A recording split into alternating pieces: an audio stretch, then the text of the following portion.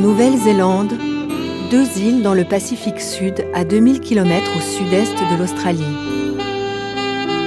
À la latitude des 40e rugissants, elles sont balayées par un vent soufflant d'ouest en est. La légère brise d'été fait place en hiver à de violentes tempêtes glacées. Un pays aux paysages sauvages et extrêmement variés. L'île du Nord, volcanique, abrite la capitale Wellington et la plus grande ville du pays, Auckland. L'île du Sud, dite de Jade, s'articule autour d'une chaîne de montagnes striées de glaciers et de fjords. En Nouvelle-Zélande, les rencontres sont rares. 3,5 millions de personnes se partagent un territoire de près de 270 000 km². Les 2/3 des Néo-Zélandais vivent au nord. Ils sont pour la plupart des descendants des colons britanniques. Les Maoris, les premiers habitants, sont aujourd'hui 300 000.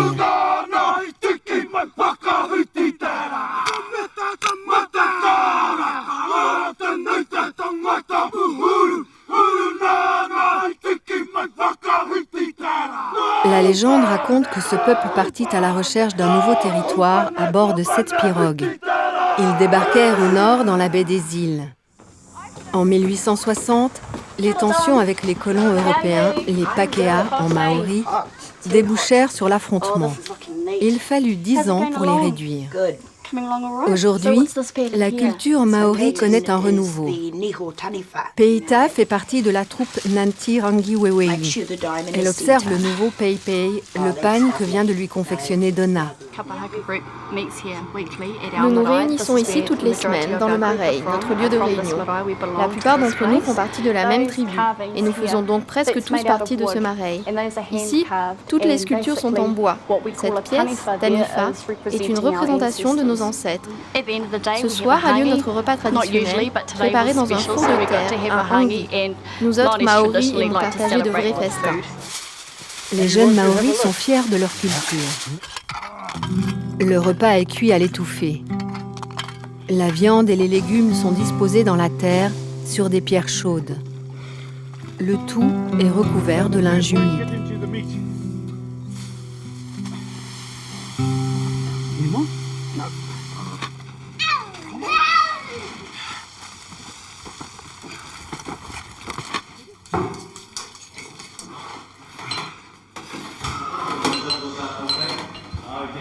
Avant de passer à table, le chef de la tribu récite le Bénédicité.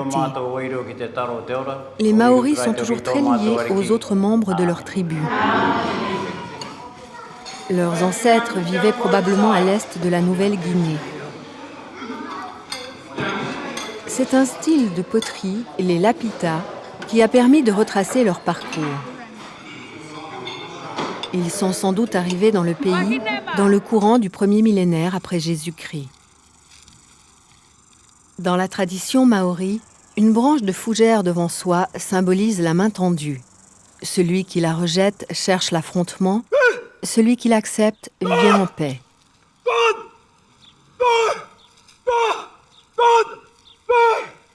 La danse de bienvenue n'a rien d'encourageant, mais elle remonte au temps des anciennes luttes tribales. À l'époque, tout étranger était d'abord un ennemi.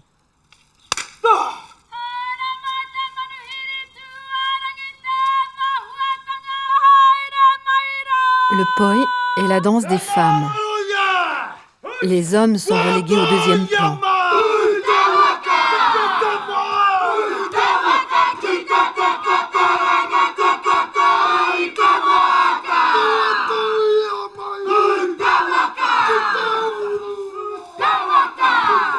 Les poi, ce sont les balles de fibres finement tressées qui pendent à leur côté. Les danseuses s'en servent pour accompagner leurs mouvements qui imitent ceux des animaux et en particulier des oiseaux.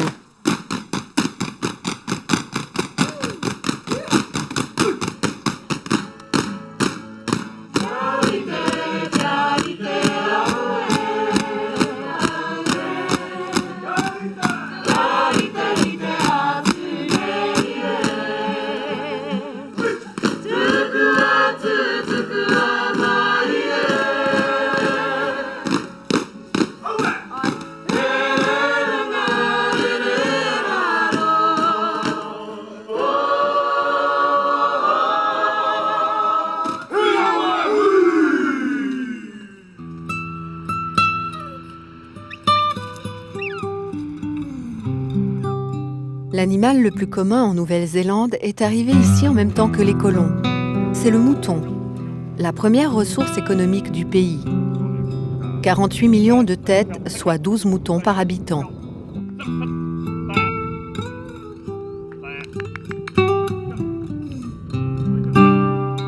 Accompagné de ses chiens, Victor Gibbs rassemble une partie de son troupeau.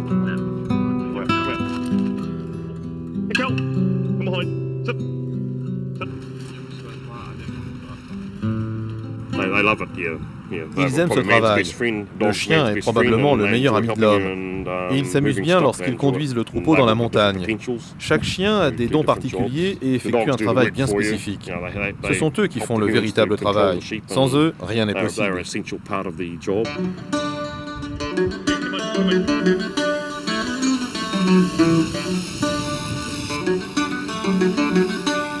Les moutons sont exploités dans le pays pour leur viande, leur lait, mais surtout pour leur laine. L'une des plus réputées à travers le monde. À l'époque de la tonte, les animaux sont confiés à des mains expertes. Il faut à peine quelques minutes et chacune des bêtes perd sa toison sous leurs gestes précis et leur tondeuse mécanique.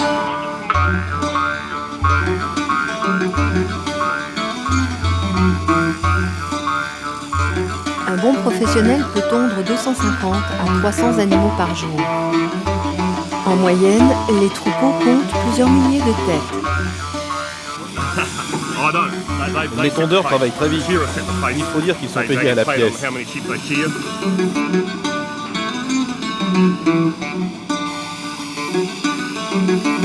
Le record du monde officiel est de 400 moutons en une seule journée. Victor emballe la laine par paquet de 180 kg. Un quart de la production mondiale de laine est made in New Zealand. Quelques derniers coups de ciseaux et la tonte estivale est terminée.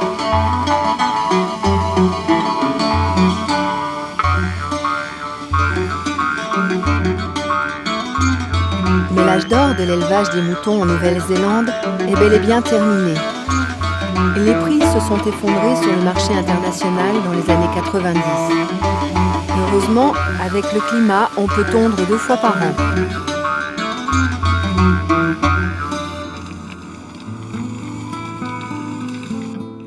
Nous avons terminé. Maintenant, nous allons nous offrir un café ou un verre de vin. Ensuite, nous reconduirons les moutons dans la prairie. Nous allons remettre un peu d'ordre ici et tout recommencera de la même façon la prochaine fois.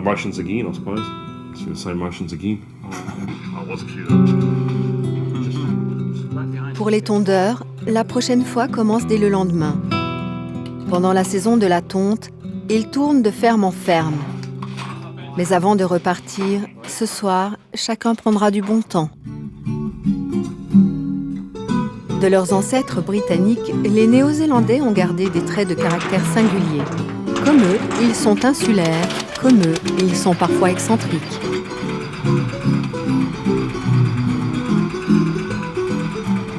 Barry Brickell est de ceux-là. Il a consacré la plus grande partie de sa vie à réaliser un rêve d'enfance, se construire un train.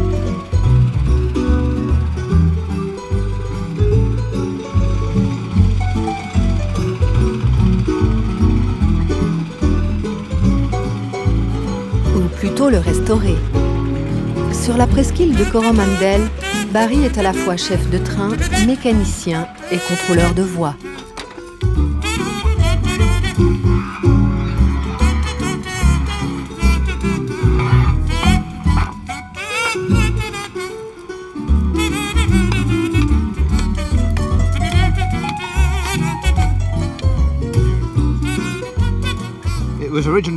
À l'origine, ce chemin de fer a été construit pour transporter de l'argile et du bois de pin vers les fabriques de poterie en bas. Aujourd'hui, il y a encore beaucoup de travail chaque jour. Et je dois réparer 3 km de ligne.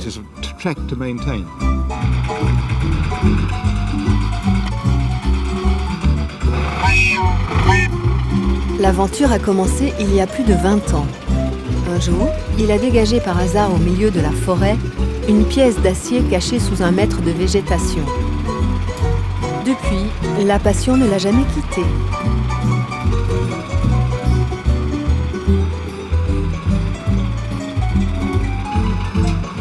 Récemment, 2 de ses amis ont rejoint son entreprise utopique.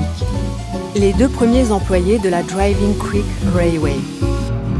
Ils partagent l'enthousiasme de Barry et l'aident à fabriquer les pièces de rechange.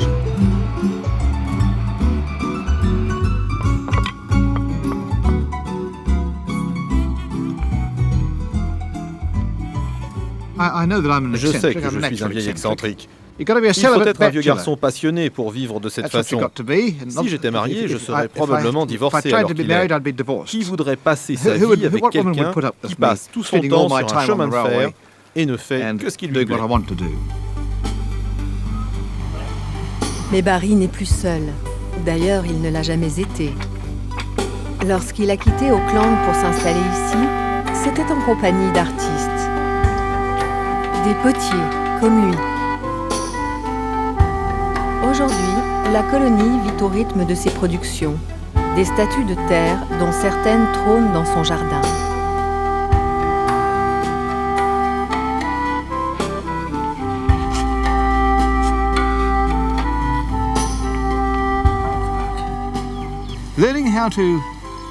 Ici, nous essayons de combiner 3 choses. L'art, la protection de l'environnement et le génie civil. Ce sont des choses qui ne vont pas normalement très bien ensemble, mais nous essayons de les concilier.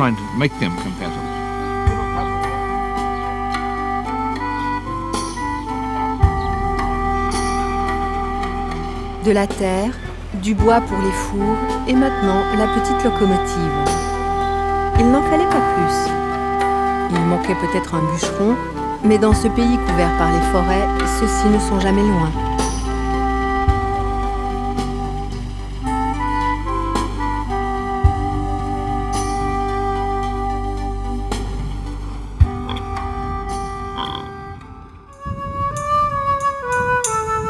Comme tous les dimanches matins à Rotorua, David Bolstad coupe du bois. De l'entaille de compétition. C'est son père qui lui a appris à être aussi habile avec une hache. Je pense que la meilleure façon d'apprendre est de regarder et d'écouter. J'ai toujours regardé mon père lorsqu'il participait à des concours de bûcherons ou lorsqu'il s'entraînait dans la forêt. Puis j'ai pris une hache et j'ai fait comme lui.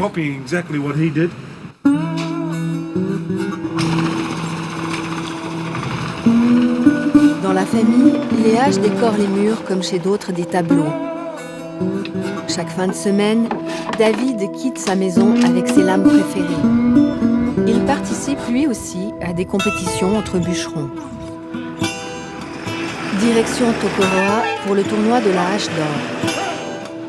David doit relever le défi des Monsters, les champions de la compétition australienne.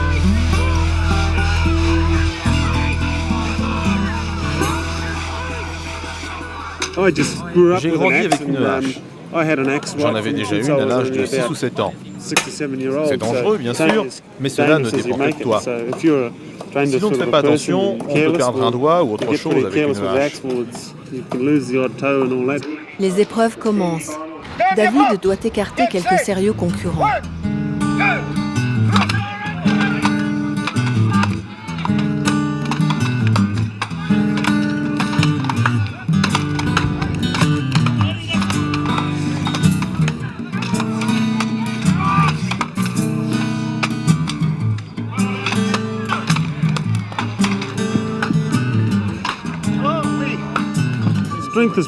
C'est important d'avoir de la force, mais sans un bon timing et une bonne technique, on n'arrive à rien. Frapper fort n'est pas forcément une bonne chose. Ce n'est pas parce qu'on est fort qu'on est un bon bûcheron.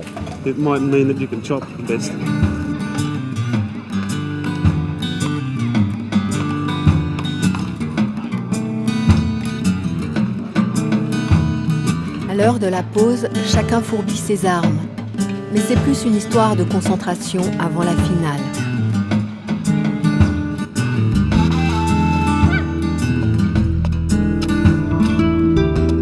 Les concurrents répètent leurs mouvements, trouvent leurs repères. L'erreur d'inattention coûte cher.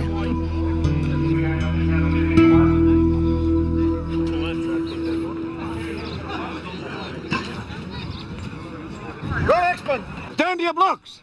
Get set. 1, 2, 3.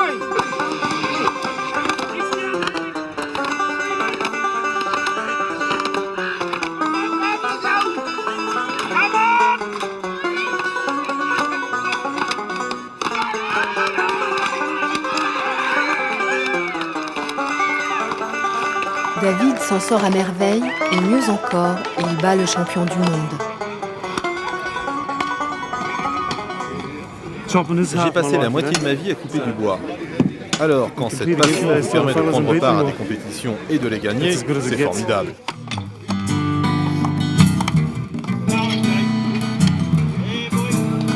Les apprentis champions ont encore du travail et les encouragements n'ont jamais fait de mal. Mais parfois la défaite est dure à avaler.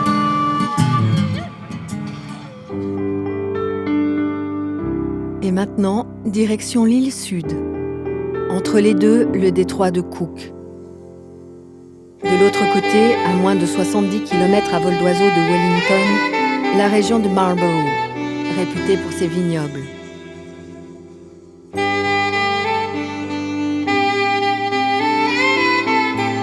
Les premières plantations de vignes dans le pays remontent à 1819. Aujourd'hui, 10 000 hectares produisent environ 1 million d'hectolitres de vin de différents cépages. Ici, ce sont principalement des sauvignons. La Nouvelle-Zélande est un pays jeune. Il est rare de trouver un bâtiment datant de plus d'un siècle. Une cave à vin humide et moisie comme il se doit est une véritable surprise.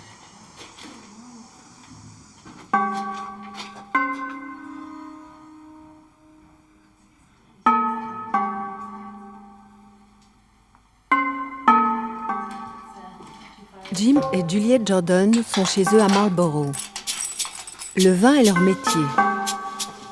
Sa réputation, et notamment celle du blanc, a maintenant dépassé largement les frontières du pays. Jim s'occupe de sa qualité et Juliette de sa commercialisation.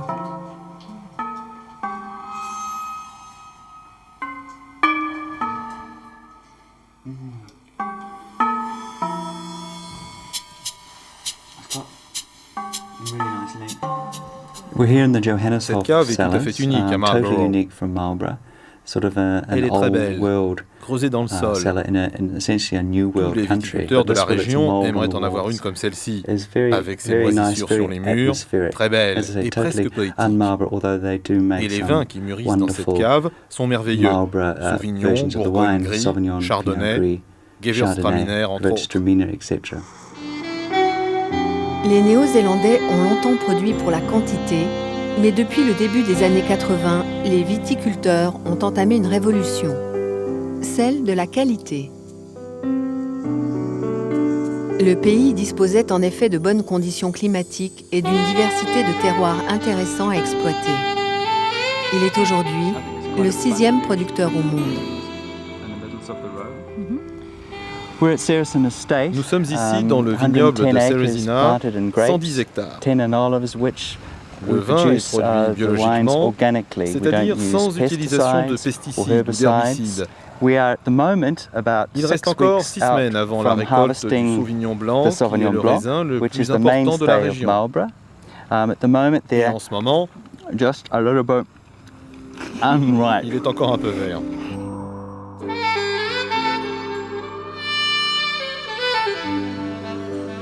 La propriété des Herzog est un temple du bon goût, avec un chef européen, Louis Schindler.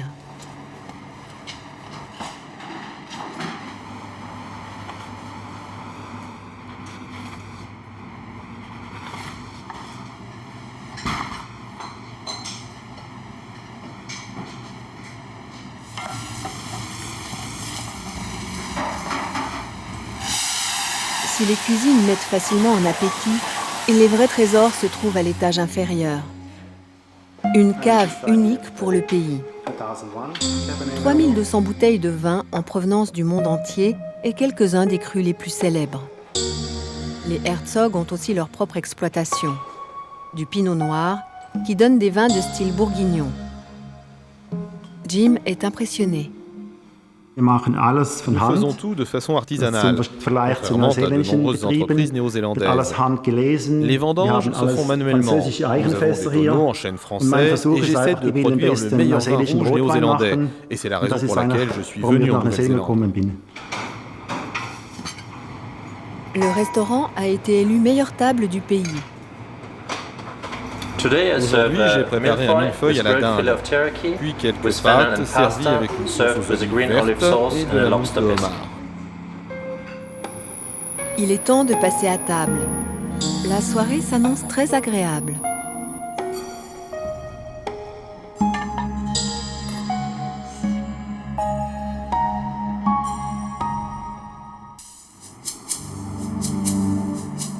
Chez Howard McGrosser, le confort est un peu plus spartiate. Il vit sur la presqu'île d'Otago, sur la côte sud, plutôt à l'écart de toutes ces bonnes choses.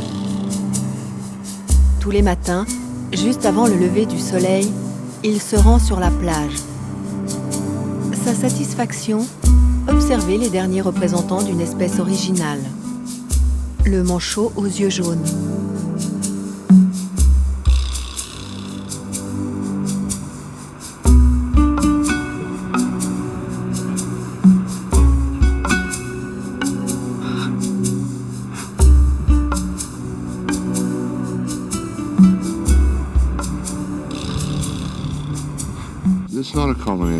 Ce sont des animaux très rares. Beaucoup de gens trouvent que les manchots ressemblent à de petits vieillards lorsqu'ils avancent ainsi sur la plage pour se jeter dans l'eau. Ils ont une démarche très humaine.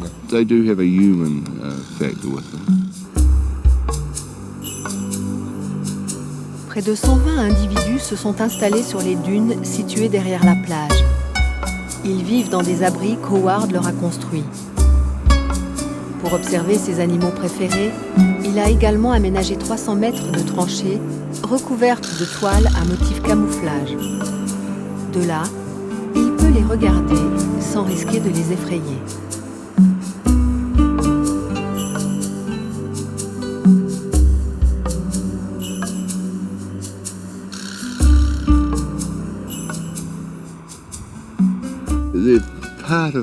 Les manchots font désormais partie de ma vie. C'est super de les aider quand ils construisent leur nid. C'est pour cela que j'ai mis en place ces nids artificiels aux endroits où les oiseaux veulent s'installer. Il a fallu 5 heures avant que les manchots ne les adoptent. Ils en ont fait leur petite maison. Je suis fier de pouvoir les aider.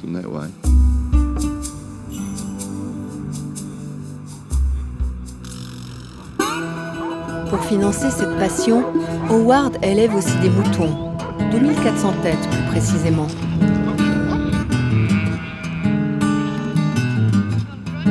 Toute la famille participe à la vie de l'exploitation.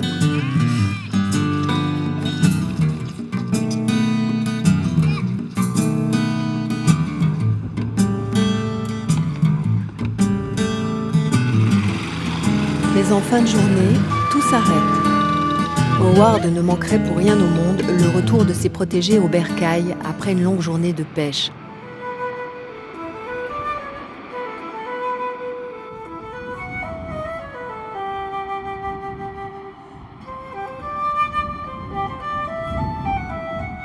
Howard a également un autre rôle lors de la période de reproduction. Il protège les nids des chats sauvages et des autres prédateurs avec des pièges et parfois son fusil. Mais dans l'eau, il ne peut rien faire pour ses animaux préférés. Ils doivent affronter seuls les requins ou les orques qui les chassent.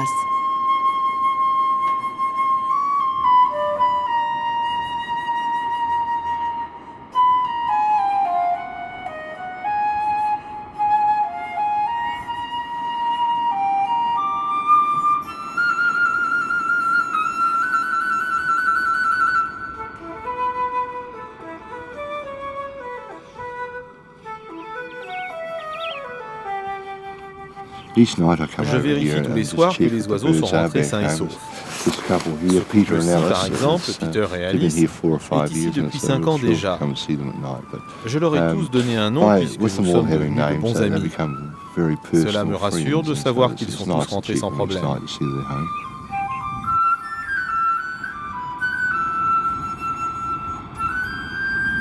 En 1990, une maladie mystérieuse a tué près de la moitié de la population des manchots. Mais depuis, tout est rentré dans l'ordre.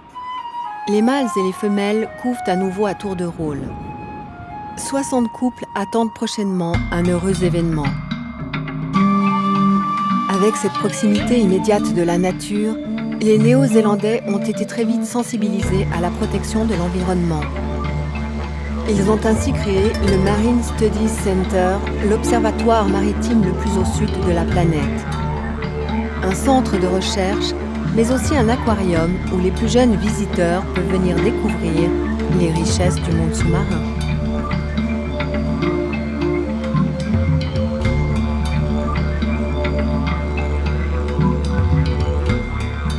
Les scientifiques travaillent à l'étage supérieur. À leur tête, Michelle McCormick. Elle garde un œil sur toutes les études en cours. Voici l'un des projets qui est actuellement mené par le département scientifique de l'Université d'Otago. Il s'agit d'hippocampes, plutôt d'une race d'hippocampes qu'on ne trouve qu'en Nouvelle-Zélande, l'un des plus grands du monde. Seahorses can dried and ground up seahorses, one of the most common ingredients used in traditional Chinese medicine. Now, over the centuries, this means that a lot of the natural populations of seahorses in Asian waters has actually declined so much that they're almost at the point of extinction.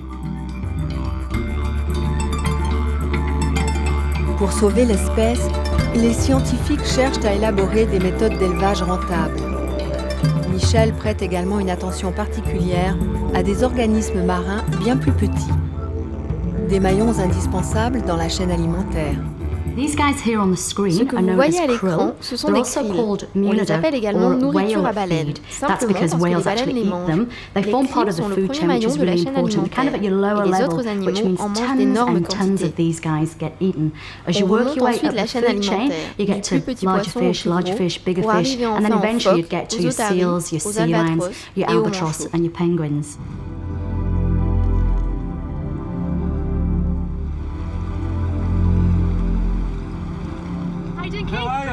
Les chercheurs disposent pour leur recherche d'un petit bateau de pêche transformé en navire océanographique. Ils veulent découvrir les effets du peuplement des côtes sur l'environnement maritime.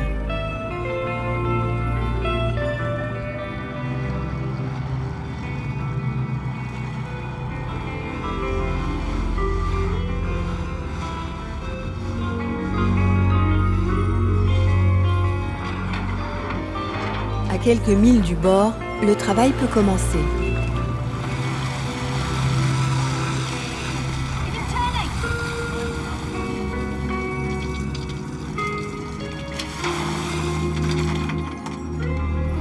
Les fonds sont très riches.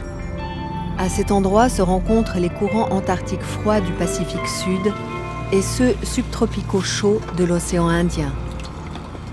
Ce que nous avons là est très intéressant. C'est du plancton. De nombreux poissons se nourrissent exclusivement de plancton. Il y en a parfois de si grandes quantités qu'on a l'impression que la surface de l'eau bout, tant le nombre de poissons qui viennent manger le plancton est important.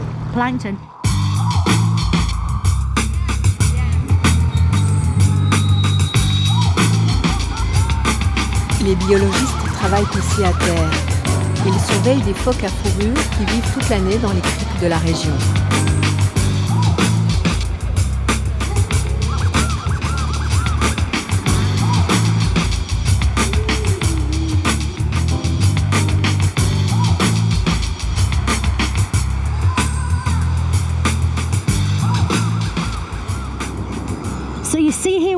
Comme on peut le voir, nous avons ici de nombreux phoques.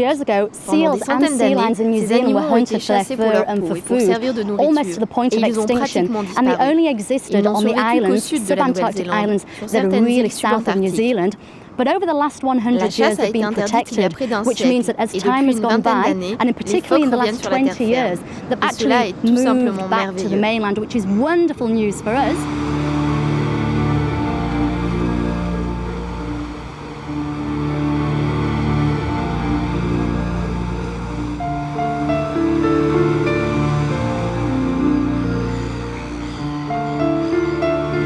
Grâce à une réglementation sévère, les phoques de Nouvelle-Zélande semblent sauvés. une conséquence concrète du travail des scientifiques.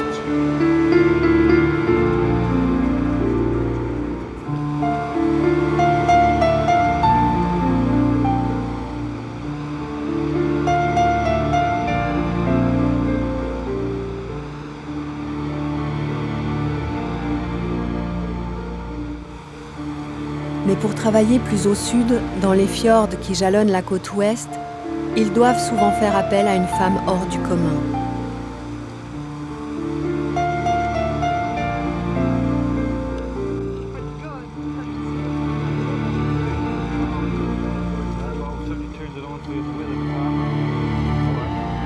Cette région est considérée comme l'une des plus belles du pays, avec ses fjords pittoresques, ses forêts vierges impénétrables et ses centaines de kilomètres de chemins de randonnée vertigineux. Milford Sound est la plus impressionnante de ces avancées de mer dans la Terre. C'est là que travaille la seule femme capitaine de sous-marin du monde. Son nom, Ursula Ginster. Elle est aussi océanologue.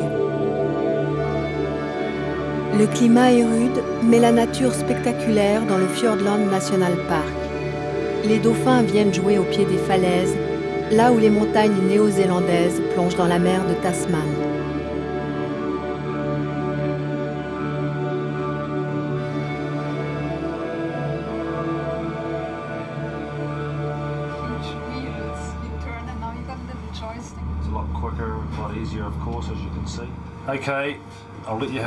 Ok, tu peux tenir la barre un moment? Ok, mais reste près de moi. Oui, je reste là. Je suis capitaine de sous-marin. En temps normal, je conduis des engins sous l'eau, pas au-dessus. On y va. On ne va pas dans cette direction, tu t'approches d'un rocher.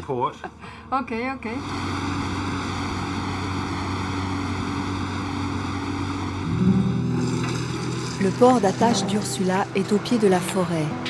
À sa connaissance, elle est la seule femme capitaine de sous-marin. C'est à Hawaï, où elle faisait des recherches, qu'elle a appris à piloter ses engins.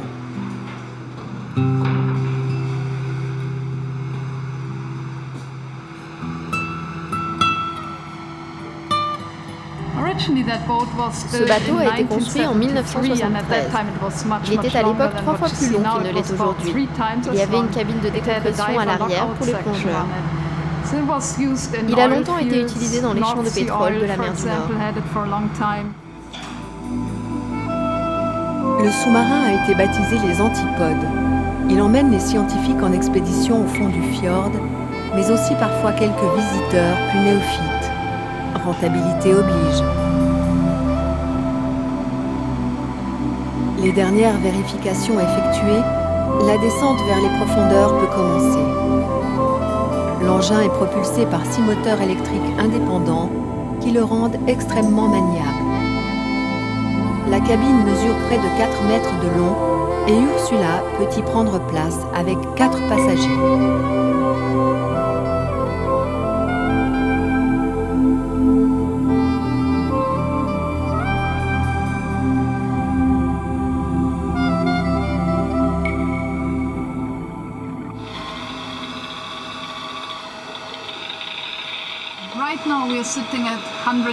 Nous sommes actuellement à une centaine de mètres de profondeur. Le fjord atteint une profondeur maximale de 280 mètres. En direction de l'océan, on trouve une barrière, une ondulation du terrain qui rend l'entrée du fjord bien moins profonde que ne l'est l'intérieur. Depuis l'intérieur du sous-marin, les scientifiques peuvent observer la vie sous-marine, la qualité de l'eau et sa température. Après 1 heure de plongée, l'heure est venue de remonter à la surface.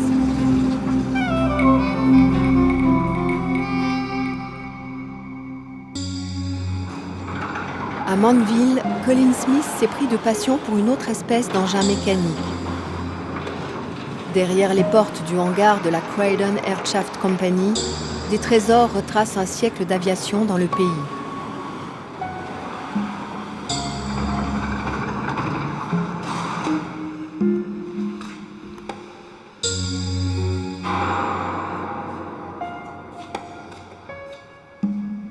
Colin les a restaurés un par un. Et ce qui était au départ un hobby est devenu rapidement son métier. Des avions du monde entier viennent maintenant confier leur lifting à ses mains habiles. Jeune homme, il voulait devenir pilote, mais une blessure à la main l'a empêché de rejoindre l'armée de l'air néo-zélandaise. Il s'est engagé comme mécanicien dans la marine et à son retour, il n'avait pas oublié son rêve d'Icare. Colin connaît les données techniques et la date de fabrication de chacun des avions de son hangar. Patiemment, il les démonte puis les remonte à neuf, pièce par pièce. Parfois, retrouver leur plan ou leur manuel d'origine est le fruit de longues recherches ou simplement du hasard.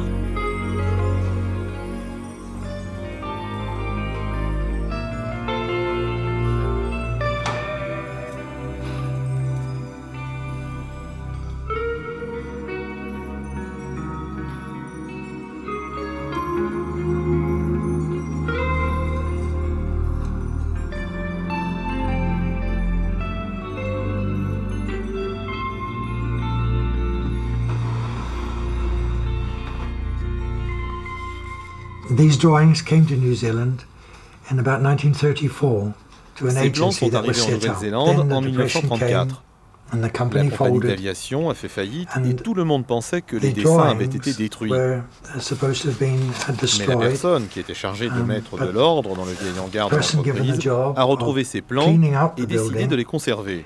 Believed that he could use Il the voulait back of them utiliser to write l'envers on. des plans pour économiser They des were feuilles de saved papier. By that mere fact and came to our Ils possession ont été sauvés de in the cette late façon et 60s. sont entrés en ma And this possession gave us the dans les opportunity années 60. to do what we're doing now.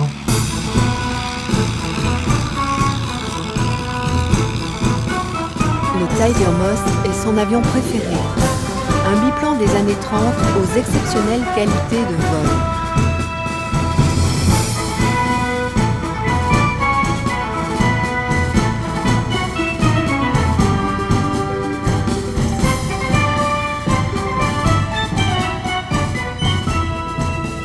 Colin vit pratiquement sur le tarmac. Sa maison a une histoire semblable à celle de ses avions. Il l'a découpée en morceaux et l'a transportée ici sur une remorque de camion avant de la remonter. Construire et réparer des choses est quelque chose que mon mari a au fond de lui. Il n'a pas reculé devant l'idée de mettre en pièces la maison dont nous étions tombés amoureux pour la transporter ici. Je n'avais aucune idée de ce que cela impliquait, mais pour lui, c'était un défi. Lorsque j'ai vu notre maison en morceaux sur l'herbe, je me suis demandé comment il avait réussi à me convaincre de faire une telle chose. Cela a pris énormément de temps, mais aujourd'hui, heureusement, la maison est presque terminée. Après les avions, après sa maison, Colin s'est attaqué à un nouveau défi, une locomotive à vapeur. Elle rouillait dans une rivière avant qu'il ne la découvre et ne se décide à la remettre en état.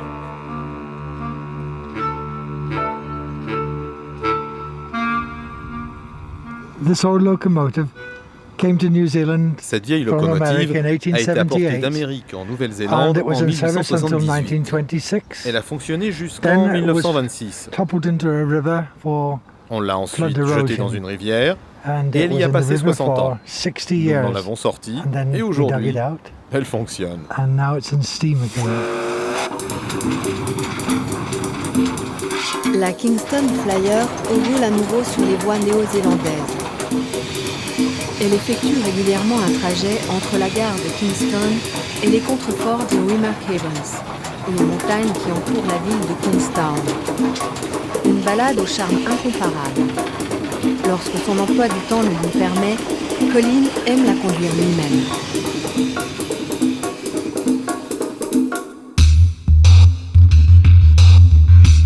Queenstown, c'est le centre touristique de l'île Sud. Wayne y pilote un Pitts spécial, un avion aussi long que large. Mais le survol de la région que propose son propriétaire n'est pas de tout repos.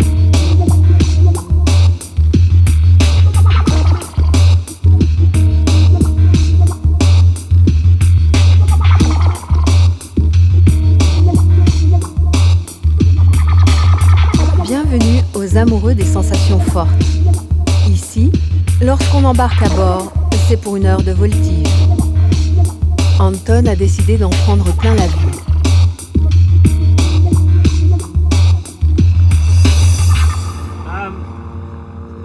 Can I take these off? Oh, c'était vraiment un bon début de journée. Je suis content d'avoir pris mon petit déjeuner. C'était incroyable. Dans les boucles qu'on a fait en l'air, on peut vraiment sentir son estomac descendre dans les talons. C'était génial. C'est le meilleur vol que j'ai jamais fait de ma vie. La Nouvelle-Zélande a su développer un tourisme original pour séduire une autre clientèle. Au menu, écologie et aventure. On se sent comme un enfant dans sa cabane dans les arbres. Tu regardes en bas et tu n'as pas le courage de sauter. Tu préférerais redescendre par où tu es monté. Après l'avion, le bungee, le saut à l'élastique. Un rituel tribal version moderne. Une expérience inoubliable.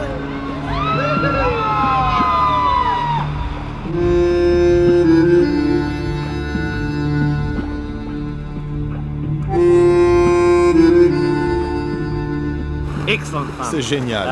La tension ne cesse de monter. Ça a dû lui plaire. Il en bégaye encore. De l'action par-dessus la tête. Et tu as l'air de bien t'amuser.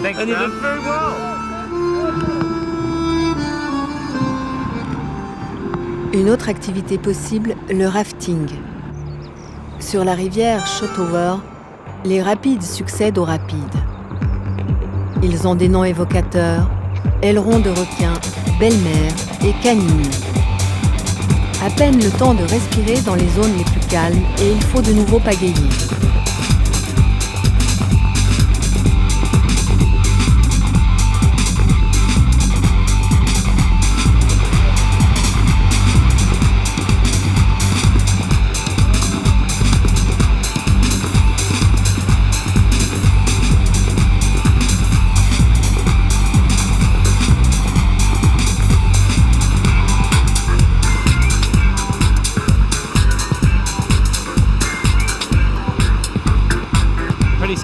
Par moments, c'était un peu trop pour moi. Mais nous avons réussi à pas chavirer. C'était une bonne équipe. C'était excitant, mais je commence à être fatigué. Il y a trop de choses à faire ici. La prochaine aventure n'est pas loin. Encore la rivière Shotover, toujours un gilet de sauvetage, mais plus besoin de ramer cette fois. En jetboat, les pilotes déboulent jusqu'à 65 km/h entre les falaises. Sensation garantie.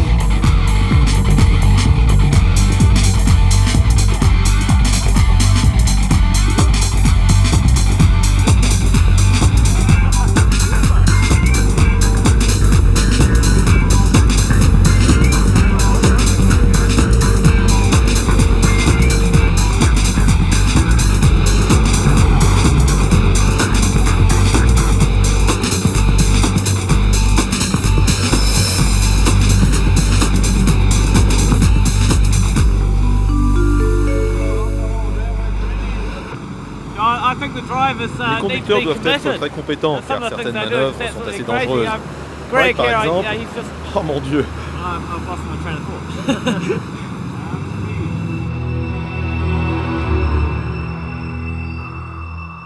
Et pour se rendre dans les montagnes sauvages, l'hélicoptère est certainement le meilleur moyen de transport.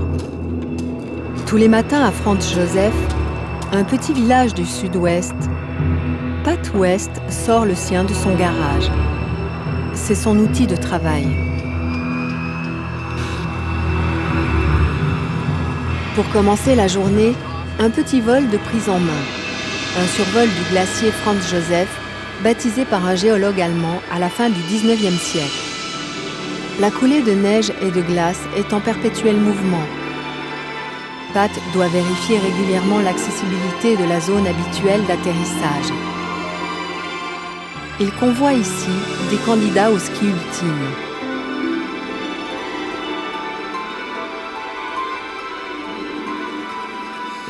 Le glacier s'est formé pendant la dernière ère glaciaire. Je pense qu'il est unique et qu'on ne voit ça nulle part ailleurs. Un immense plateau de glace avec un glacier qui avance en direction de l'océan. Là-bas, à une vingtaine de kilomètres, se trouve la côte ouest de la Nouvelle-Zélande. Quel contraste en si peu d'espace. Au fond, la mer et la forêt tropicale, et ici, à une hauteur de près de 2700 mètres, tout ce blanc.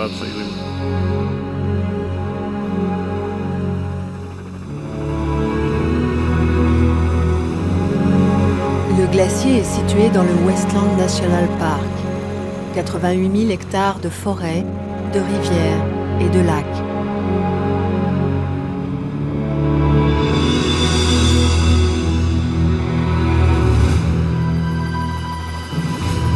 De retour à sa base, Pat embarque Chris Gillett, un guide de ski hors piste.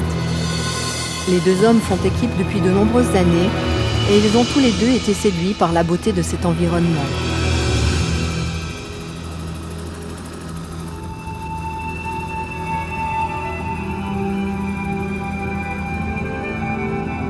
Le mont Cook, avec ses 3754 mètres d'altitude, est le plus haut sommet de Nouvelle-Zélande.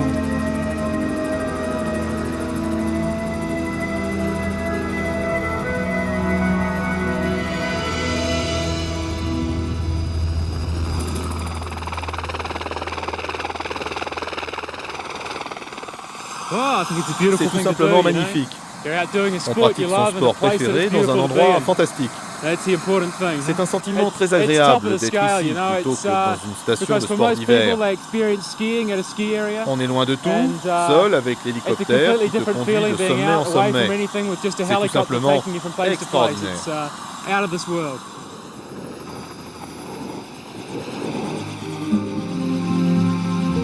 C'est dingue. Le ski devient un sport extrême. Quelques champions et groupes d'initiés partent de cet endroit et descendent par la crête du glacier jusqu'à la fin de la glace, tout en bas. Le glacier Fox mesure 3 km de long et la partie praticable est le rêve de tout skieur. Une poudreuse fine et vierge 6 mois par an, dans un cadre spectaculaire. Que demander de plus ?